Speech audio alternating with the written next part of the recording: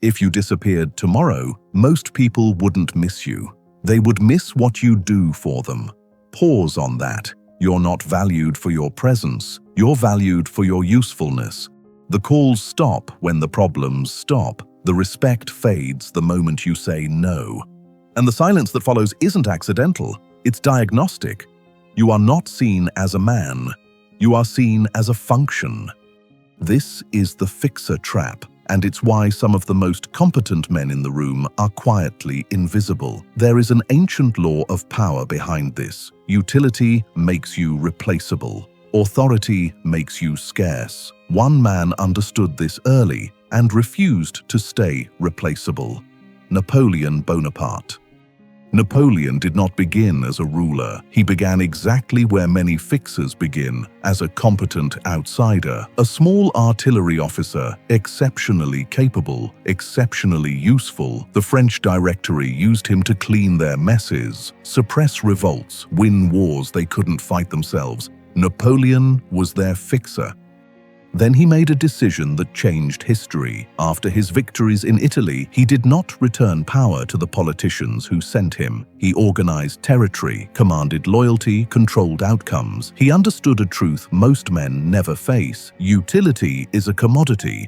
Authority is control over access to that commodity. The fixer accepts praise. Napoleon accepted sovereignty. He did not make himself needed, he made himself unavoidable. If this is hitting close to home, subscribe now, like the video so it reaches the men who need to hear it, and leave a comment below. Where has being the fixer cost you the most? The transition from respected man to invisible fixer happens in 3 stages.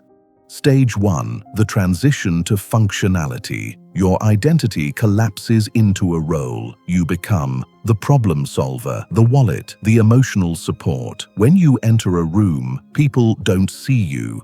They see what you can provide. A function is only valued when it's needed. When the problem disappears, so do you. Napoleon never let service define him. Every task reinforced his will, never his replaceability. Stage 2, the evisceration of the standard. You rush to fill every gap of competence. You fix things early.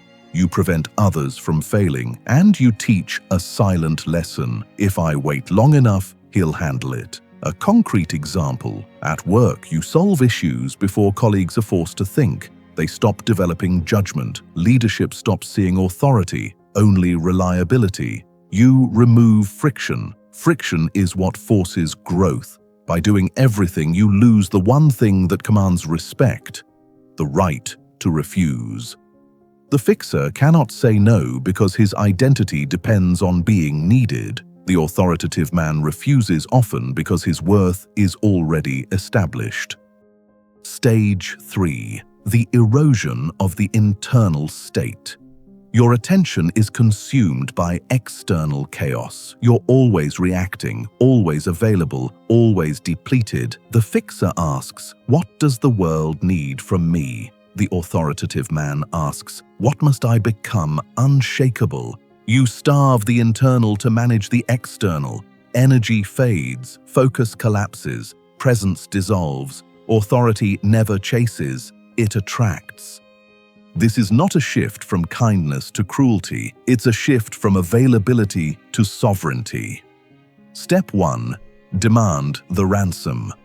Napoleon did not give access freely, neither should you. When someone brings you a problem, stop asking, how can I fix this? Ask instead, what have you tried and what are you prepared to invest? Time, effort, commitment. Provide frameworks, not rescues. Your attention is not free. Scarcity is self-respect made visible. Step 2. Command the transaction.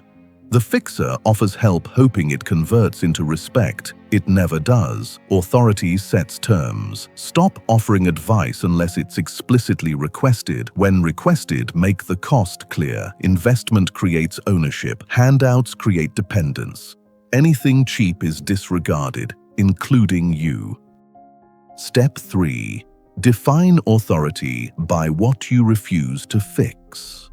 Napoleon didn't win by fighting every battle. He won by refusing the wrong ones. You refuse emotional immaturity. You refuse responsibility for problems that aren't yours. You refuse to trade standards for approval. That isn't cruelty. It's clarity. Defined by standards, not availability, you stop being invisible. You become presence. The world doesn't need more men who fix everything. It needs men who cannot be used. Your competence is not your power. Your presence is. When people must rise to meet you instead of leaning on you, respect follows naturally. Stop being the solution everyone consumes. Become the source they must approach with intention. Authority begins the moment you stop being easy to access. Subscribe to the Marble Sage. Like the video if you refuse to be used instead of respected. And comment below, what role are you done playing for others?